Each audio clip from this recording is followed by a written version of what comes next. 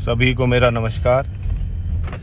आज जैसा समाचारों में चल रहा है कि अमित शाह ने जाट नेताओं की मीटिंग बुलाई, मेरा इस विषय में कहना यह है कि जाट नेताओं की मीटिंग इन्होंने 2014 में भी बुलाई थी, 2017 में भी बुलाई थी, लेकिन परिणाम शून्य।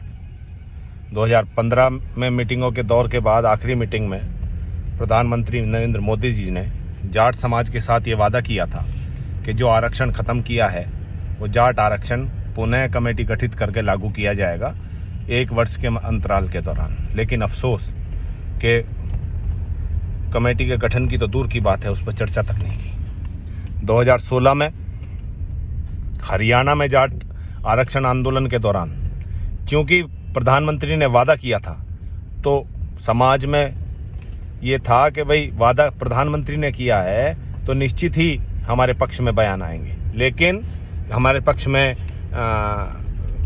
कार्यशैली होगी और लागू किया जाएगा। लेकिन ये ना होने के कारण हमारे समाज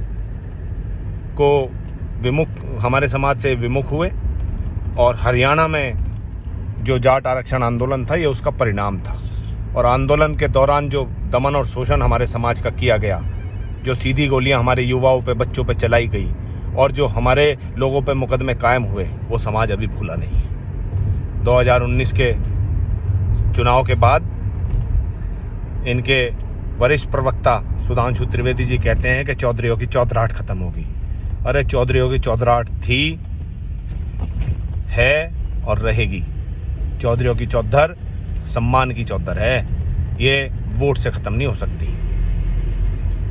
फिर 2020 से कृषि कानून पे आंदोलन शुरू हुआ, काले कानून आए।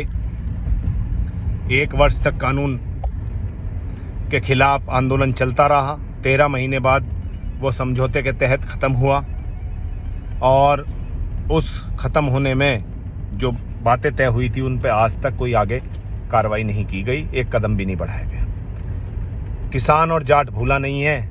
जो गृह राज्य मंत्री के बेटे ने निरीह किसानों पर अपनी गाड़ी चढ़ा दी, ऐसा तो कोई जानवर के साथ भी नहीं करता। क्या भारतीय जनता पार्टी की निगाह में किसान की और जाट की जो वैल्यू है वो एक जानवर से भी गई गुजरी है? मैं पूछना चाहता हूं कि बात कर रहे हैं जाट की, क्या मूल मुद्दों पर ये चुनाव नहीं लड़ सकते? क्यों हिंदुस्तान, मुसलमान, पाकिस्तान और अफगानिस्तान चुनाव के दौरान जिन्ना मेहमान बन के आते हैं? ये गन्ने की बात करें, गन्ने का पिछले 1 वर्ष का बकाया, 1 वर्ष से ज़्यादा का बकाया आज है। हाई कोर्ट ने आदेश किया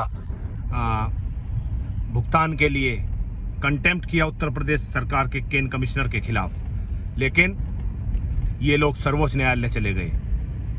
गन्ना मंत्री पश्चिम के शामली जिले के थाना भवन क्षेत्र से आता है। इस बार किसान अपनी वोट की चोट से उसका जवाब देगा।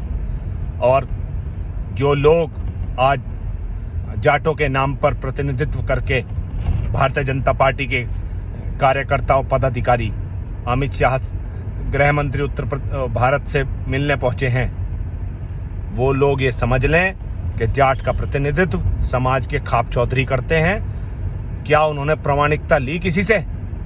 वो हमारी